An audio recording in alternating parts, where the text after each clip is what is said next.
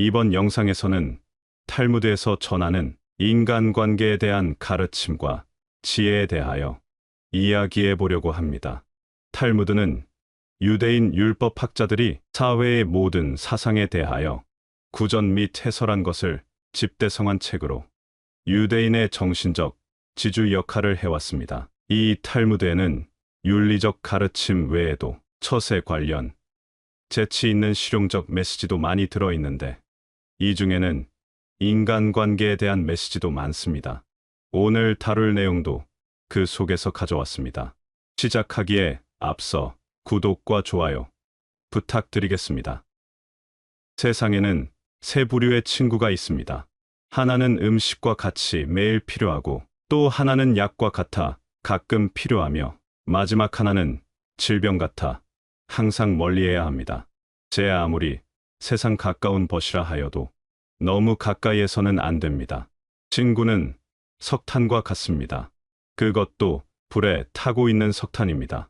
불에 타고 있는 석탄은 어느 적정선의 거리를 유지하면 한없이 포근하고 따뜻하지만 너무 가까이 있거나 만지면 화상을 입고 몸을 다치고 맙니다. 또 어정쩡하게 애매한 친구보다 차라리 확실하고 분명하게 적이가 있는 적이 낫습니다. 가장 대하기 힘든 사람은 이도저도 아닌 어정쩡하고 애매한 친구입니다. 진정한 친구인지 적인지 도무지 구별할 수 없는 사람은 상대하기가 너무 힘들고 곤란한데 그 이유는 사람의 대부분은 친구에게 속마음을 털어놓기 때문입니다. 그런데 친구가 적인 것을 분명히 알고 있으면 적이 자기에게 요구하는 것과 요구하지 않는 것을 확실하게 알 수 있습니다.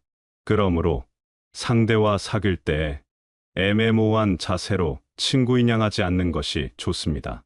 그러한 짓은 비겁한 짓입니다. 그러므로 애매모호한 친구보다는 차라리 확실한 적이 낫습니다. 악한 이들은 처음 만났을 때는 마치 새하얀 눈처럼 너무나 순결하고 아름다워 보이지만 시간이 지나면 금세 흙투성이가 되고 맙니다. 악한 사람들은 처음 만났을 때 다른 이들 앞에서 그 처음을 아주 아름다운 세계를 만들어내며 끌어들입니다. 이는 마치 새하얀 설경과 같습니다.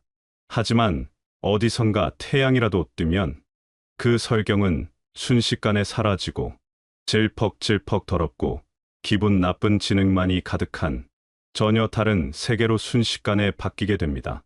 그렇기에 악인이 나를 어떻게 유혹하더라도 결코 홀려 넘어가서는 안 됩니다. 진흙 속에서 허우적거리는 진흙투성이인 나를 발견하기 싫다면 말입니다. 좋지 않은 의미의 뒷골목에서는 주머니를 잘 단속해야 합니다. 주머니를 빼앗기고 났을 때는 이미 늦습니다. 뒷골목은 나쁜 환경에 있는 사람을 비유한 것으로 그러한 환경 속에서도 선한 사람이 있다지만 나쁜 환경 안에 있는 사람에 대해서는 항상 경계를 풀어서는 안 됩니다. 그저 조심하고 조심해야 합니다. 꽃가게에서 일을 하면 향기로운 꽃향기를 풍기게 됩니다. 이와 반대로 시궁창에 던져진 사람이라면 시궁창 냄새가 날 것입니다.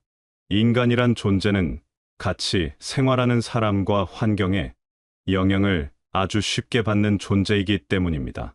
인간이라면 어쩔 수 없습니다. 제 아무리 타고난 금수저라고 해도 주위 환경과 보조를 맞추지 않고 살 수는 없는 법이며 혼자 사는 사람도 이것을 피해갈 수는 없습니다. 모든 인간들은 자신의 환경과 교제하는 범위 내에 있는 사람들의 포로입니다. 때문에 친구를 사귈 때는 항상 신중하고 깊이 생각해야 합니다. 꿀을 치다 보면 꿀 맛을 조금 볼 수 있고 음식을 하다 보면 음식을 조금 맛볼 수 있는 것처럼 자신이 처한 환경에 영향을 받기 쉽고 나쁜 환경에 던져진 이라면 더더욱 영향을 받기 쉽습니다. 너무 좋은 환경도 역시나 그러합니다. 그 이유는 아주 간단합니다. 인간은 서로 어울리려 하는 관계를 맺으려 하는 성질이 있고 적응력이 아주 뛰어나기 때문입니다. 그래서 사람을 만나고 사귈 때는 상대방의 환경 또는 지난 과거가 아주 중요하게 작용합니다. 이러한 부분을 굳이 따지고 싶진 않더라도 조금이나마 고려해야 합니다. 인간은 자신이 자라오며 겪은 환경과 일들이 몸에 고스란히 배어 있기 때문입니다. 아이를 보면 부모를 알 수 있고 주변 친구들을 보면 이 사람이 어떠한 사람인지 알 수 있습니다. 때문에 사람을 만나고 사귈 때는 좋지 않은 것, 나쁜 것, 악한 것에 절대 물들지 않도록 조심하고 또 조심해야 합니다. 선한 이가 악한 일을 계몽할 확률보다 같이 악해질 확률이 훨씬 높습니다. 인간의 본성이 선하다는 것은 사실입니다. 하지만 세상 모든 사람이 착할 수는 없습니다. 매일 세상이 돌아가는 소식만 들어도 우리는 충분히 알 수 있습니다. 절에서 나고 자라온 사람이 부처님을 믿지 않고 악인이 되기 어렵듯 범죄가 만연한 곳에서 난 이가 선하고 정직하기 어려운 법입니다. 스스로가 올바르고 주변에게 도움을 주려면 주변 사람과 환경에 물들지 않도록 자기 자신부터 확실하게 세워야 합니다. 스스로를 단단히 지켜내야 합니다. 손님과 생선은 사흘만 지나면 악취가 납니다. 손님은 비와 같아 적당히 내리면 좋지만 장마가 되어서는 안 됩니다. 소문은 가장 좋은 소개장이요 추천서입니다. 평판은 수천 장의 소개장을 세상에 뿌리는 것과 같습니다. 그리고 업적을 소문만큼 극적으로 포장하여 말해주는 것도 없습니다. 그 소리는 넓고 높게 퍼지는 것입니다. 때문에 평소의 행실이 중요합니다. 밀가루 장수와 굴뚝 청소부가 싸움을 하면 밀가루 장수는 검어지고 굴뚝 청소부는 희어지는 법입니다. 그리고 둘 다 더러워지는 것을 피할 수 없습니다. 현명한 이는 의미 없이 싸움을 하지 않습니다. 이 인생을 살아가는 데 있어 가장 큰 재산은 친구입니다. 누구나 일생을 통해서 만날 수 있는 사람의 수는 한정되어 있습니다. 싸움은 자신의 소중한 인간 관계를 줄이는 무엇보다 가장 빠른 방법입니다. 이겨도 난감하고 져도 난감한 것이 어느 한쪽도 얻는 게 없습니다. 싸움은 졸렬한 자기 주장입니다. 현명한 사람은 자기를 주장할 때 조금 더 사리에 맞는 방법을 택합니다. 감정에 치우쳐 자기를 주장하려고 할 때 싸움이 일어납니다. 지혜로 상대방을 설득하려는 자는 감정을 나타내 보이지 않습니다. 눈에는 눈, 이에는 이. 한쪽에서 감정을 내보이면 상대방도 감정으로 맞서게 됩니다. 서로가 자신의 잘못을 인정하지 않으면 진정한 화해가 이루어지지 않는 법입니다. 화해를 하려고 할 때 한쪽만이 잘못을 인정하는 경우가 간혹 있는데 이렇게 해서는 화해가 이루어지기 어렵습니다. 그 이유는 타협으로부터 화해가 이루어지는 것이기 때문입니다. 서로가 모두 자신의 잘못을 시인하여 대립 관계에서 벗어나 대등 관계로 바뀌어야 하기 때문입니다. 때문에 싸움을 한 사람은 스스로의 잘못을 인정해야 합니다. 설령 자기에게 잘못이 없다고 해도 내가 놓친 무엇이 있는 것은 아닌지 생각해보고 노력해야 합니다. 이것이 화해의 원칙입니다.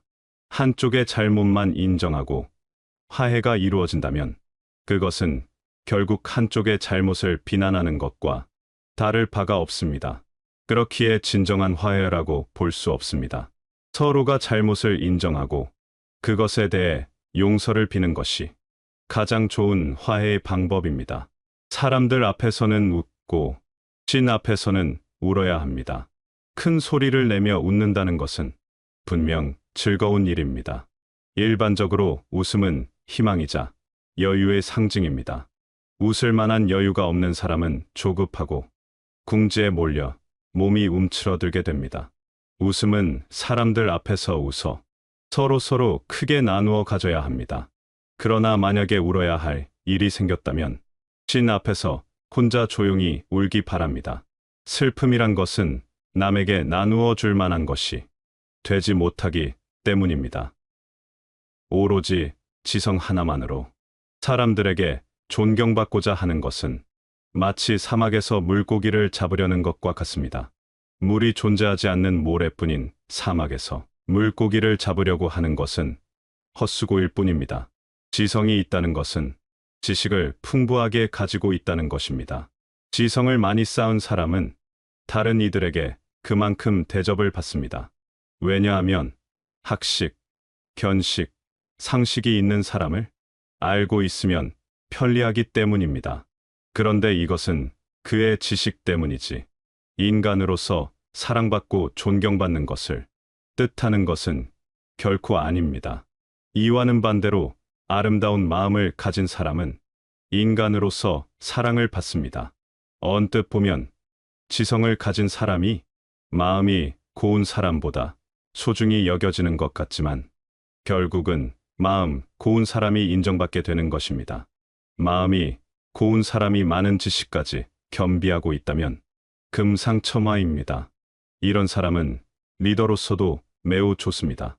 이런 사람이 있다면 사람들은 사막에서도 물고기를 구해다 줄 것입니다. 낯선 사람의 100마디의 모략보다 친구의 한마디가 깊은 상처를 남깁니다. 사회라는 것은 많은 사람들에 의해서 구성되어 있습니다. 그 이치를 깨닫고 생각해보면 자신의 사회는 친구들에 의해 이루어져 있음을 알 수 있습니다. 그리고 그들에 의해서 지탱되고 있다는 것도 알 수 있습니다. 그런데 만약 인간에게 친한 친구가 단 한 명도 없다면 어떨까요? 아마 그 사람은 사회를 살아나갈 자신과 의욕이 없을 것입니다. 그래서 모르는 사람에게 듣는 말은 큰 상처가 되지 않지만 친한 친구에게 듣는 한마디는 사소한 말일지라도 큰 상처가 되는 것입니다. 따라서 친구를 비판할 때는 조심스러워야 하며 친구를 모략해서는 안 될 것입니다. 만일 조심성 없이 지나치게 비판하거나 또는 모함하고 모략하면 그것은 스스로 부메랑처럼 돌아와 자신의 모든 것을 파괴할 것입니다. 이것은 누워서 침 뱉기와 다름이 없습니다. 바늘구멍도 친구 두 사람이 빠져나가기에는 그리 좁지 않으나 서로 원수가 된 친구에게는 이 넓은 세상도 좁게 느껴집니다. 싸웠을 때 먼저 손을 내밀고 타협할 줄 아는 이가 인격을 높입니다. 싸움이란 냇물과 같습니다. 한번 작은 냇물이 생기면 큰 냇물이 되어서 다시는 작은 냇물로 되돌아오지 않습니다. 친구를 잃고 싶지 않다면 돈을 빌려주지 마십시오. 그리고 친구가 꿀을 가지고 있다고 해서 그 친구까지 핥아먹어서는 안 됩니다. 공개적인 장소, 사람들 앞에서는 모욕을 주기보다는 차라리 피를 흘리게 하는 것이 낫습니다. 사람을 한쪽 손으로 밀 때에는 다른 한쪽 손으로 사람을 끌어당겨 주십시오. 나쁜 친구는 당신이 벌어들이는 것에만 관심이 있고 쓰는 돈에 대해서는 티끌만큼도 관심이 없습니다. 친구인 척하는 사람은 마치 철새와 같아서 날씨가 추워지거나 자기에게 이익이 없으면 당신 곁을 미련 없이 떠납니다. 그리고 어리석다 하여 그 사람을 절대 업신여겨서는 안 됩니다. 그 사람으로 인해 당신이 현명해지는 것입니다.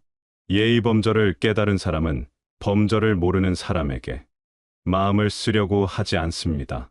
무릇 훌륭한 예의범절이란 남의 좋지 않은 예의범절을 용서해 주는 것입니다. 입과 말의 중요성과 무거움을 모르는 이는 대문이 활짝 열려있는 집과 같습니다. 낚시를 해보면 알겠지만 물고기의 대부분은 입으로 낚입니다. 그런데 인간 역시도 물고기와 다를 바가 없습니다. 한 번 입으로 낚인 물고기는 다시 바늘에 걸리지 않으나 어리석은 인간은 금세 또 입 때문에 걸려듭니다. 물고기보다 하등 나을 것이 없습니다. 당나귀는 긴 귀를 통해 알아보고 어리석은 사람은 긴 혀로 알아봅니다. 어리석은 사람에게 가장 큰 적은 바로 자기 자신입니다. 자신이 어리석다는 사실은 가만히 있을 때에는 전혀 알 수 없으나 당나귀 귀처럼 긴 혀로 이야기를 시작할 때 알려지게 됩니다. 어리석은 사람의 혀는 날름거릴수록 길어진다고 합니다. 그러나 그렇게 날름거리는 혀에게는 아무런 의미도 없습니다. 그러니 수다를 떨지 말고 반드시 비밀은 지키십시오. 그리고 항상 생각하고 말해야 합니다. 이를 아무리 백날 가르쳐도 혀는 기억하지 못합니다. 날름거리는 혀가 하는 말에는 뼈가 없음을 기억하시기 바랍니다. 혀, 즉 입은 인생의 운명을 결정하는 가장 중요한 요소 중 하나입니다. 주변을 둘러보면 입을 잘못 놀리고 해서는 안 될 소리를 해서 큰 손해를 본 사람들이 많이 있습니다. 사람은 입과 혀를 타고났고 떼어내고 싶다고 떼어낼 수 있는 것이 아니기에 싫어도 죽을 때까지 평생을 함께 해야 합니다. 혀는 자신의 의지를 가진 듯 제 멋대로 움직입니다. 말은 사람의 또 다른 얼굴이라고 합니다. 입을 오래 벌리고 있으면 자기 자신을 잃을 수가 있습니다. 말 한마디 더하고 덧붙이는 것은 언제나 가능하지만 이미 나와버린 말을 주워 담을 수는 없습니다. 그러니 입보다 귀를 상석에 앉혀야 합니다. 입으로 망한 사람은 있지만 적어도 귀로 망한 사람은 없습니다. 입은 스스로 자신을 주장합니다. 반면 귀는 다른 사람의 주장을 듣습니다. 물론 인간이 말이 없이 너무 과묵한 것이 좋다고는 할 수 없습니다. 인간은 자신을 주장하지 않고서는 살아갈 수 없기 때문입니다.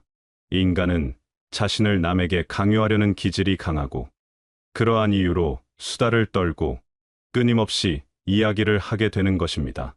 따라서 아무리 수다를 인식하고 경계한다 하더라도 그것은 결코 지나치다고 할 수 없습니다.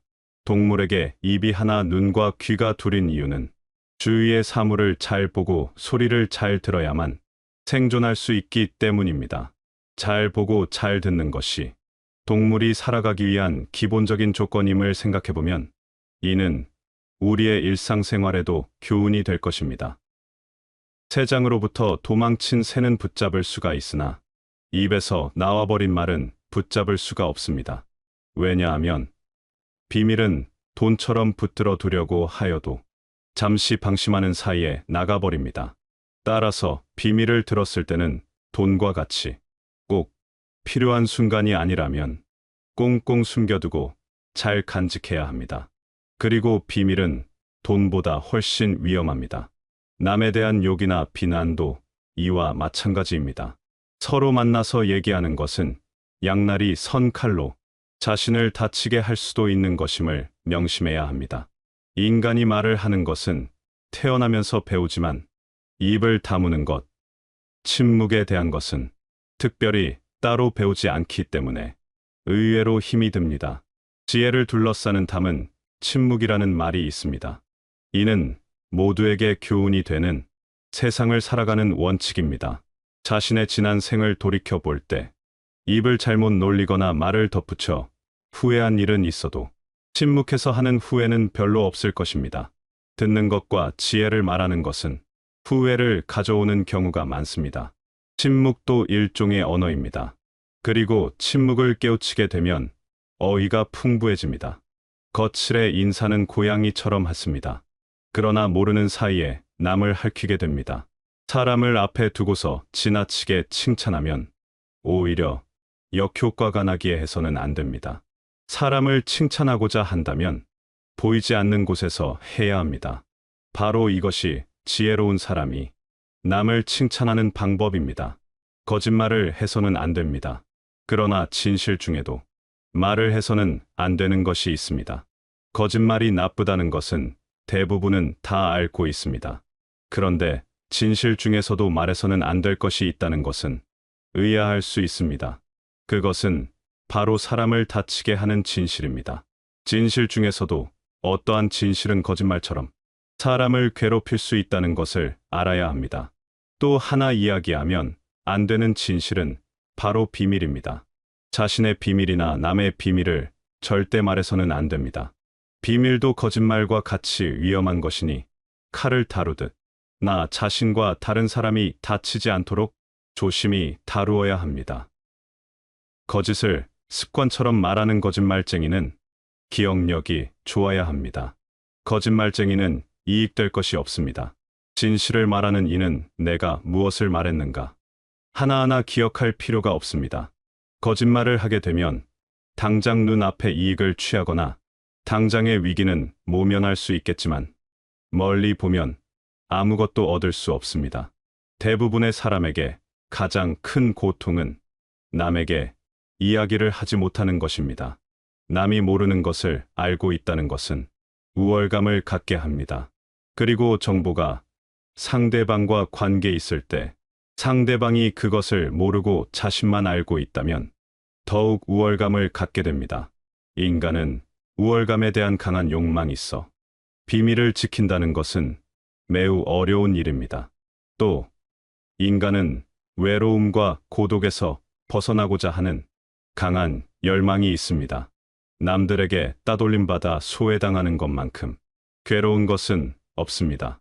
다른 사람에게 얘기해서는 안 되는 것을 이야기하는 것은 그것을 다른 사람에게 이야기함으로써 자기와 같이 경험을 하게 하고 고독으로부터 해방되려고 하는 것입니다. 인간은 직접 경험, 독서와 같은 간접 경험 외에도 사람과의 이야기를 통해 경험을 나눌 수 있습니다. 가까운 사람과 말할 수 없는 것만큼 큰 고통도 없습니다. 인간은 시간을 공유하거나 자기가 가진 물건이나 정보를 서로 나누며 친해지기 마련입니다.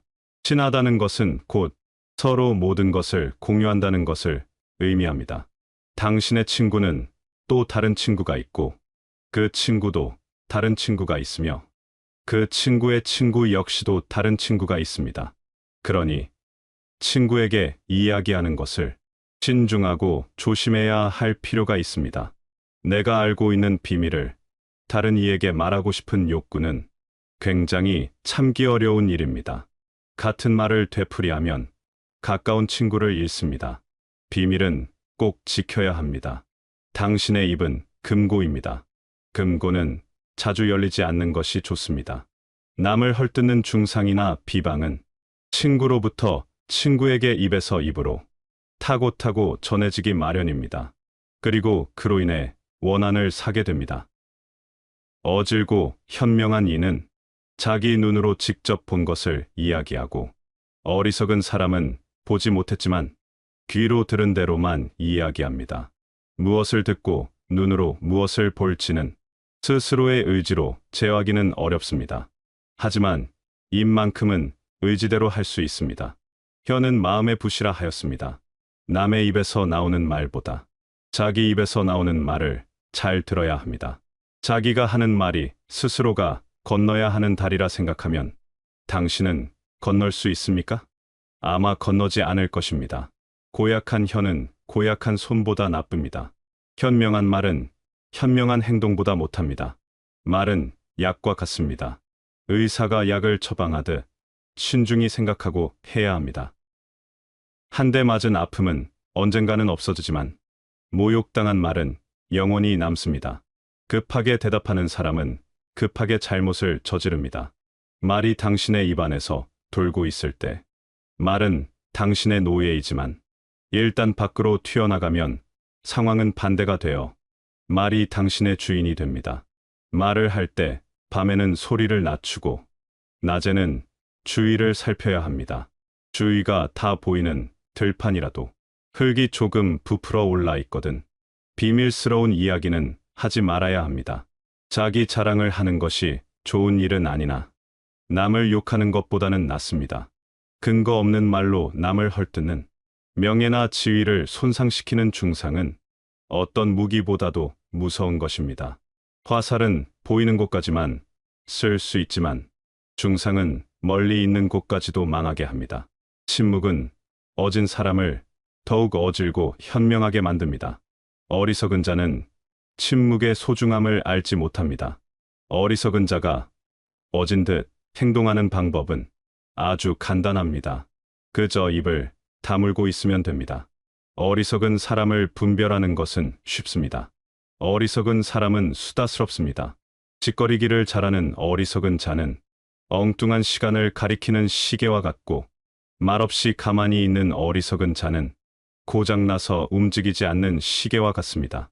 우리는 둘 중에 후자가 되어야 합니다.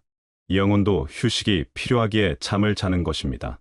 입에도 휴식을 주고 남의 말에 귀를 기울여야 합니다. 즐겁게 오래 살고 싶으면 코로 숨을 쉬고 입을 다물어야 합니다. 이 사람이 좋은 사람인지 확인하고 싶다면 알아두어야 하는 탈무드의 지혜가 도움이 되었길 바라며 이번 영상은 여기에서 마치도록 하겠습니다. 이상 방구석 철학이었습니다. 구독과 좋아요 부탁드리며 긴 영상 시청해 주셔서 감사합니다.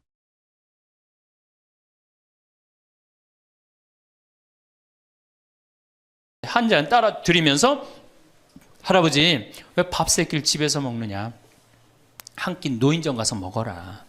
아니, 노인정 가서 친구들하고 고스톱도 치고 바둑도 두고 그러면 치매도 안 걸리고, 그렇게 전심 한 끼 나가서 먹으면은 며느리도 아침 다 상 치고 난 다음에 학부형도 만나고 친구들도 만나고, 아니 며느리가 무슨 징역 사는 것도 아니고 아침 점심 저녁 세 끼를 다 차려줘야 되니 얼마나 힘드냐. 그랬더니 이 할아버지가 저한테 화를 내는 거예요. 신부님, 난 노인정 가기 싫다는 거예요. 아니 왜 노인이 노인정 가기 싫으냐. 그랬더니 이 할아버지가 저한테 명언을 했어요. 무슨 명언을 했냐면 형들이 심부름을 시켜서 가기 싫다는 거예요. 그래서 노인정 가기 싫다는 거예요. 얼마 전 하나투어에서 난리가 났다고 합니다. 96살 먹은 할아버지가 배낭여행을 신청한 것입니다. 하나투어에서 이 사태를 어떻게 해야 하나 고민하다가 할아버지한테 전화를 했습니다. 할아버지 96세는 배낭여행이 안 됩니다. 그랬더니 할아버지께서 화를 내시면서 걱정하지 말아라. 난 아들하고 가니까 우리 아들이 다 잘해줄 거다 하더랍니다. 그러자 여행사와 아들이 몇 살이신데요 했더니 우리 아들은 이제 70살이요. 애기요 애기라고 말하셨다지요.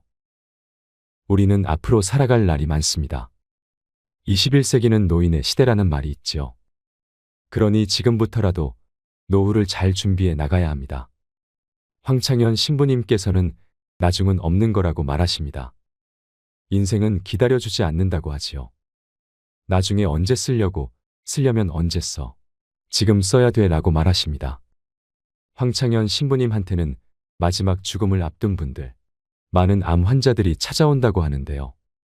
그런데 90대는 찾아오지 않고 대개 60대 신분들, 50대 후반분들이 많이 찾아온다고 합니다. 그럼 이분들이 이런 얘기를 한다고 합니다. 신부님, 저 30년 동안 토요일, 일요일도 없이 휴가도 없이 뒤도 안 돌아보고 앞만 보고 살아왔습니다. 이제 돈도 많이 벌었고 자식도 다 키워놔서 이제서야 호강하려고 마음먹었는데, 그래서 이제 여행도 다니고 그러려고 그러는데 밥 좀 먹으면 속이 이상해서 병원에 가보니까 암이라고 하네요. 몸에 다 퍼졌는데 3개월밖에 안 남았답니다. 신부님, 돈은 있는데 저한테는 이제 시간이 없어요. 3개월밖에 안 남았대요 했답니다. 그런데 이런 분이 한둘이 아니라는 겁니다. 그래서 그분들이 마지막으로 하는 얘기가 뭐냐 하면, 젊었을 때 그럴 수 있었는데, 젊었을 때 여행 다닐 수 있었고, 젊었을 때 좋은 일 할 수 있었고, 젊었을 때 쉴 수 있었는데 왜 나한테 그렇게 가혹하게 했는지 모르겠다고. 그렇게 바보같이 살다가 결국 암으로 세상을 떠난다고 그러면서, 신부님 강론이 그전에는 구구절절이 안 들어왔는데 암에 걸려보니까 왜 신부님이 갈비 먹고 싶으면 지금 사 먹으라고 얘기하는지 이제 알 것 같다고 말하며 눈물을 흘렸다고 합니다. 그런 분들에게는 더 이상 시간이 없습니다. 그래서 인생은 기다려주지 않는다고 하나 봅니다. 노후의 후회로 눈물을 흘리는 분들을 보면서 우리는 참 많은 걸 깨달을 수 있습니다. 이 영상을 보고 계신 여러분들도 내게 주어진 매일의 시간을 오늘이 내일 같고 내일이 오늘 같고 무료하게 그렇게 허비하면서 살지 않으셨으면 좋겠습니다. 오늘을 뜨겁게 사세요.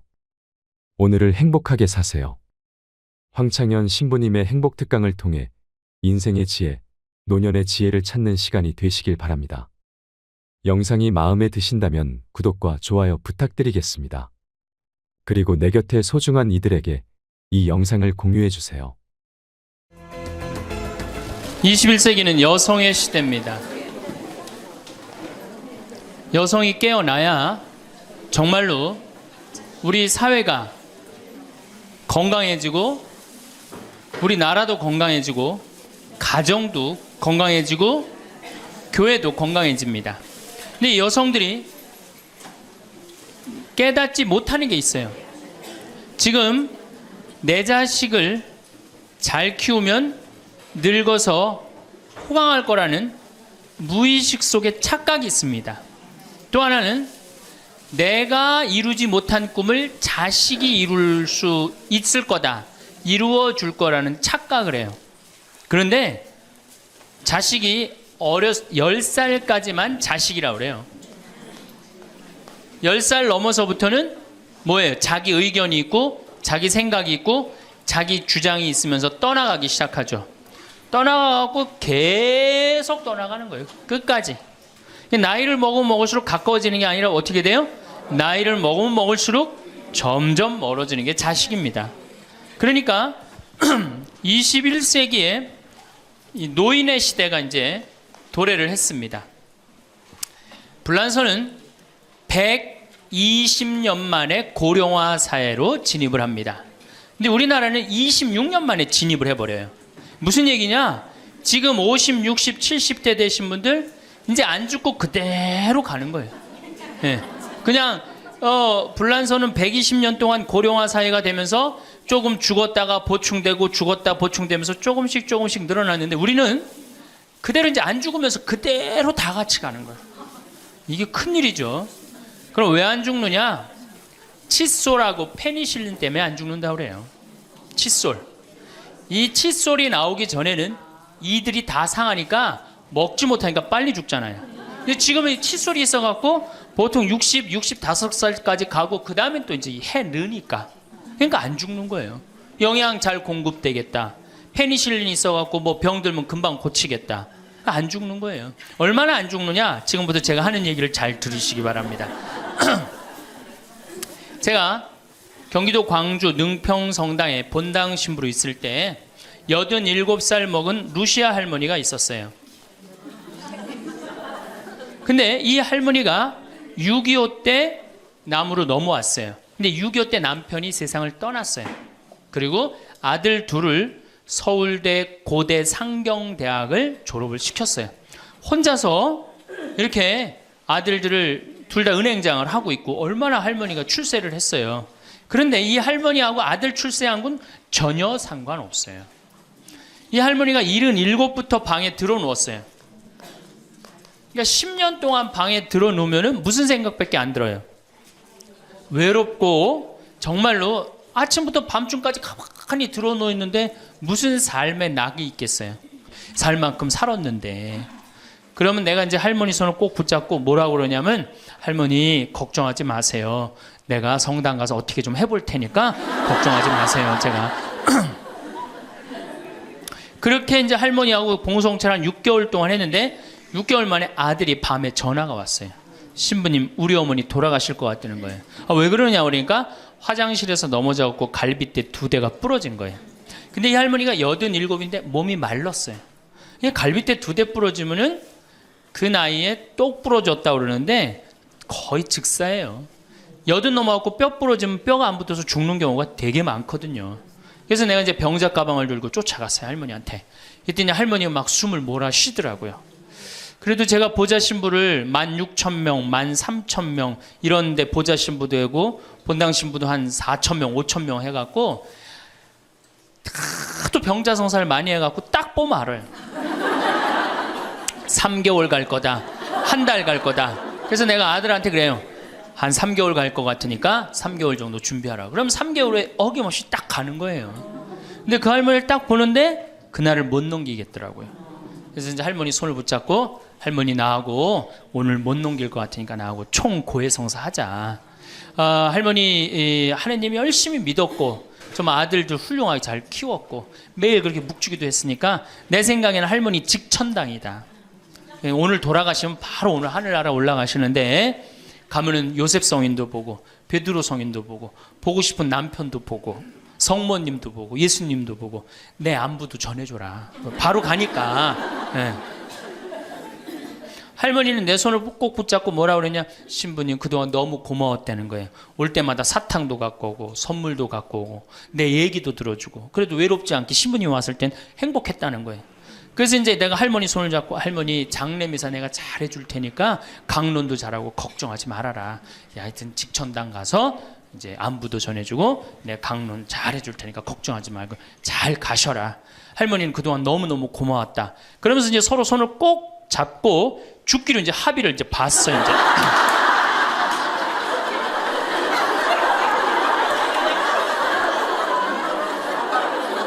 그래갖고 이제 본당에 와갖고 연령회장한테 연락을 했어요. 우리 그 루시 할머니 돌아가실 것 같으니까 빨리 가서 임종경 해라. 그 사무장한테는 내가 이제 내일 아무래도 장례가 나을 것 같으니까 장례 준비를 해라. 이제 그리고 이제 기다리는데 일주일이 돼도 연락이 없고 2주일이 돼도 연락이 없는 거야. 한 달 만에 다시 봉송체 신청이 들어왔어요. 그래서 내가 가갖고 할머니한테 그랬어. 할머니 어떻게 된 거냐? 우리 살아서 안 보기로 하지 않았느냐? 근데 왜 살아있느냐? 그랬더니 할머니가 우리 아들들이 어머니 돌아가시면 안 된다고 삼성의료원에 데려다가 그걸 붙여갖고 온 거예요. 그래서 그때 이제 할머니가 이제 방에 누워갖고 그전에는 화장실이라도 다녔는데 이제는 이게 부러졌으니까 2년 동안 화장 못 가고 오줌똥을 며느리가 받아냈어요. 그 며느리도 참 착한 며느리죠. 90살이 됐어요. 이런 부활 때 돼갖고 내가 이제 봉송체를 나갔는데 할머니가 일어나서 나온 거예요. 날 마중을 나왔어요. 그리고 하시는 말씀이, 신부님 이제 좀 일어나 다닐만 하다는 거예요. 이게 지금 가두션찬을 판국인데 일어나 다닐만 하다. 92살이 됐는데 이 할머니가 내가 성당을 줬는데 성당 어떻게 줬는지 구경하고 싶다고 이게 이불을 뒤집어 쓰고 성탄 전야미사에 나왔어요. 이제는 안 죽어요. 여러분들 정말로 내가 보통 이게 30년을 한 세대로 봅니다. 그렇죠? 그 60까지 결혼 30에서 60까지 정말 오래 사는 거예요. 근데 요즘은 이제 90까지 한 남자하고 60년을 살아요. 살만해요? 한 남자하고 한 여자하고 한 남자하고 부부로 만나서 딱 30년 사는 게 가장 맞대요. 그래서 그걸 30년을 한 세대로 보는 거예요. 근데 이게 더블로 사네. 한 남자랑. 저는 생각 잘했죠. 장가 안 가고 혼자 사는 게 정말 좋은 거예요.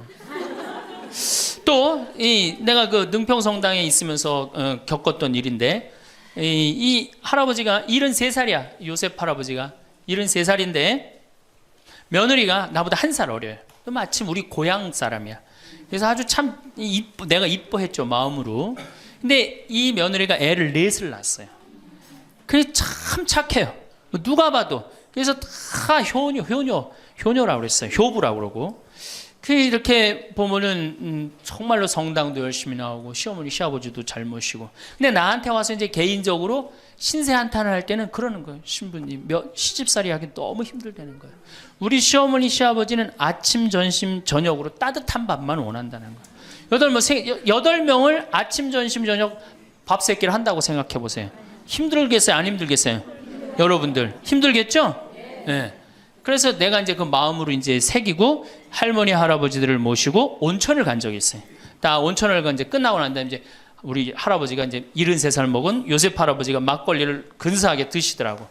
그래서 내가 할아버지한테 그랬어요. 한 잔 따라 드리면서, 할아버지 왜 밥 세끼를 집에서 먹느냐? 한 끼 노인정 가서 먹어라. 노인정 가서 친구들하고 고스톱도 치고 바둑도 두고 그러면 치매도 안 걸리고, 그렇게 전심 한 끼 나가서 먹으면은 며느리도 아침 다 상 치고 난 다음에 학부형도 만나고 친구들도 만나고. 아니 며느리가 무슨 징역 사는 것도 아니고 아침 점심 저녁 세 끼를 다 차려줘야 되니 얼마나 힘드냐. 그랬더니 이 할아버지 저한테 화를 내는 거예요. 신부님 난 노인정 가기 싫다는 거예요. 아니 왜 노인이 노인정 가기 싫으냐. 그랬더니 이 할아버지가 저한테 명언을 했어요. 무슨 명언을 했냐면 형들이 심부름을 시켜서 가기 싫다는 거예요.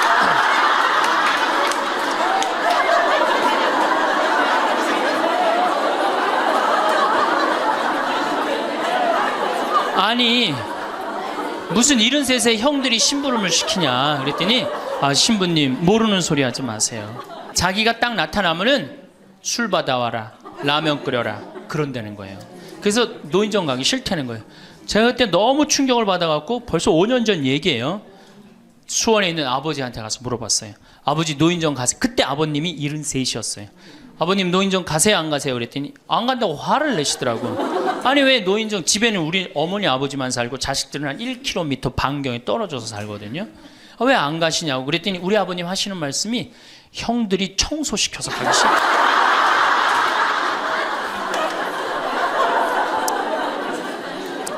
제가 알아보니까 75살 이하를 청노인이라고 그래요. 청년 노인이라는 거예요. 청년 노인. 이제 안 죽어요. 제가 여기 3년 전에 수원 고등동 성당에 95살 먹은 할머니가 오셔갖고 래프팅 하고 가셨어요. 배 타는 거 있죠?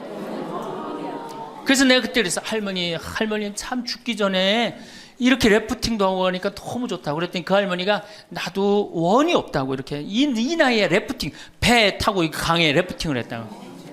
작년에 97인데 또 와서 또 하고 갔어요. 그러니까 여러분들 100살 산다는 거 지금 막연한 얘기가 아니에요. 여러분들 100살 산다는 게 확실하게 여러분들은 앞으로 남은 인생이 50년 남아있어요. 이렇게 오래 살 줄 모르고 지금부터 이제 중요한 얘기예요. 지금부터 잘 들어요. 지금부터 이렇게 오래 살 줄 모르고 있는 돈 없는 돈 자식한테 다 물려줬어. 얼마를 물려주느냐. 이게 이제 큰일이에요. 자식 대학 하나 졸업시키는데 2억 5천 들어갑니다. 둘 졸업시키면 5억이에요. 부부가 은퇴해서 죽을 때까지 우리가 지금 필요한 현금이 5억이에요. 자식 둘 대학만 안 보내면 뭐예요? 딱 노후대책연금 딱 확보하는 거예요. 그런데 우리가 지금 자식들 정말로 보낼 애들을 대학에 보내느냐. 지금 여러분들 20대 실업자가 100만 명이 넘어요. 걔네들 다 대학 나온 애들이에요. 독일은요, 얘가 똑똑하고 안 똑똑하고 중학교 때 갈라버려요. 그래서 대학 나오는 사람 별로 없어요. 그리고 중학교 때 머리 나쁜 놈은 어떻게 해? 아이 기술 배워갖고 기술을 배워갖고 월급 별 차이 없어요. 근데 우리는 돌머리든 돌머리가 아니든 다 대학을 가잖아요. 그러니 이름으로 대학은 나왔고 기름칠하는 일을 하기 싫고 그 취직을 안 하는 거죠. 이걸 한량이라고 그럽니다. 한량. 그러니까 공장에는 일할 사람이 없고 실업자는 흘러넘치고 그래서 공장에 일할 사람을 채우기 위해서 캄보디아, 베트남에서 사람들이 오고 이게 우리나라가 망조로 가는 길 아닙니까? 여러분들 대학 공부할 애들이 사실은 몇 명이나 돼요. 그러니까 내가 깡통이야. 깡통인지 안 깡통인지 여기 지금 젊은 엄마들 꽤 왔는데 딱 보면 알아요, 몰라요? 알죠? 내가 정말로 1등을 하는 애인지 꼴등을 하는 애인지 금방 드러나잖아요. 여러분들이 포기를 못해서 그렇지. 이 깡통한테 있는 돈 없는 돈 다 쏟아붓어.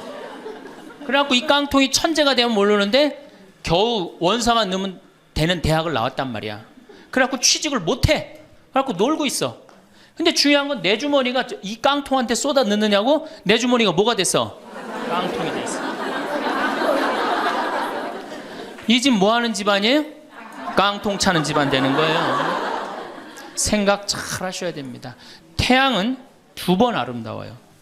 뜰 때 아름답고 질 때 아름다워요. 근데 태양은 제가 뜨는 태양을 아주 구름 한 점 없는 뜨는 태양을 보면 뜰 땐 후딱 떠버려요. 이상하게.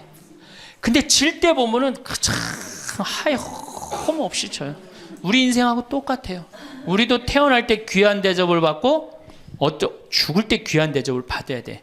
근데 태어날 때는 후딱 뜨는데 이게 죽을 땐 60부터 죽지도 않으면서 참 하염없이 진단 말이에요.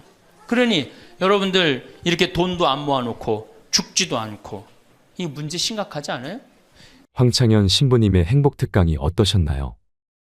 유튜브로 황창현 신부님의 강연을 한 번이라도 접하신 경험이 있으신 분들은 황창현 신부님의 매력에 빠져나오지 못하실 텐데요. 살짝 어설픈 듯 하면서도 그 순수함에 정감이 가고 재미나고 꼭 필요한 말씀을 해주신다는 생각에 하루에도 몇 개씩을 매일 듣는 분도 많으실 거라 생각합니다. 황창현 신부님께서는 주로 노년의 행복에 대해서 말씀을 하시는데 하나같이 귀에 꽂히는 말입니다. 아, 나도 나이 들어가고 있구나 하는 묘한 기분도 들지요. 어렸을 적엔 노년에 대해 얘기하면 남 얘기 듣듯 했는데 이젠 멀지 않았구나. 나도 나이 들면 그래야겠구나 하며 완전 내 얘기처럼 듣고 있게 됩니다. 신부님 강연의 댓글을 보면 무신론자도 많고 불자도 많습니다. 그 이유가 무엇인지 이제서야 알 것 같습니다. 앞으로 갈수록 노노 갈등이 많아진다고 합니다. 병에 걸린 70 노인이 정정한 93세 부친 때문에 괴로운 시대라는 것입니다.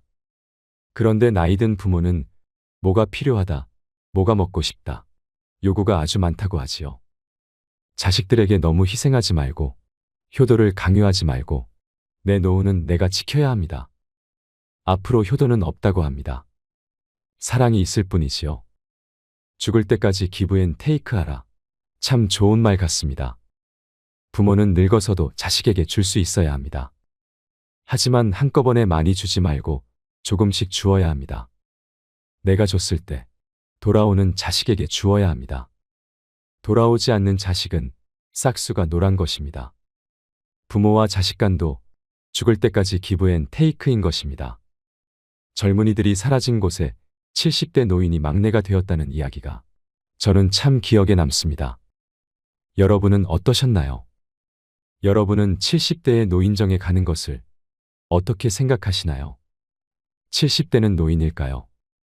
이 영상을 보시면서 어떤 깨달음을 얻으셨는지 댓글로 여러분의 소중한 의견을 공유해 주세요. 다양한 사람들과 허심탄회하게 이야기 나누면서 의미를 한 번 더 되새기신다면 가슴에 더욱 남을 것입니다. 이상으로 책틀맨이었습니다. 지혜를 쌓는 당신의 오늘이 아름답습니다. 더 좋은 영상으로 찾아뵙겠습니다.